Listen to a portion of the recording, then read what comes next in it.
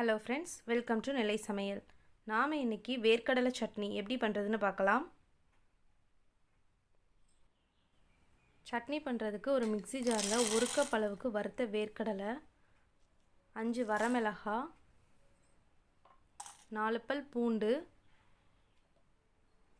10 சின்ன வெங்காயம், சின்ன பீஸ் புளி, தேவையான அளவு உப்பு, அதோட கொஞ்சமாக தண்ணி சேர்த்து சட்னி அரைச்சிடலாம். இப்போ பாருங்கள், அரைச்சி எடுத்துகிட்டு வந்துட்டேன். இதை ஒரு பவுலில் ட்ரான்ஸ்ஃபர் பண்ணிக்கிறேன். இப்போது சட்னிக்கு தேவையான தாளிப்பு ரெடி பண்ணிடலாம். ஒரு கடாயில் 1/4 டேபிள் ஸ்பூன் எண்ணெய், கொஞ்சமாக கடுகு உளுத்தம்பருப்பு, ஒரு நறுக்கின சின்ன வெங்காயம்,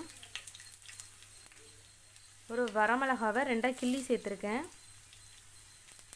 ஒரு கொத்து கருவேப்பிலை. நல்லா மிக்ஸ் பண்ணி விட்டுருங்க. இப்போ இதை சட்னியில் சேர்த்துடலாம். பாருங்கள், ரொம்பவே குயிக்காக ஈஸியாக செய்யக்கூடிய வேர்க்கடலை சட்னி ரெடி ஆகிடுச்சு. வீட்டில் ட்ரை பண்ணி பார்த்துட்டு எப்படி இருந்துச்சு கமெண்ட் செக்ஷனில் வந்து சொல்லுங்கள். நெல்லை சமையல் சேனலுக்கு லைக் பண்ணுங்கள், ஷேர் பண்ணுங்கள் அண்ட் சப்ஸ்கிரைப் பண்ணுங்கள். தேங்க்யூ.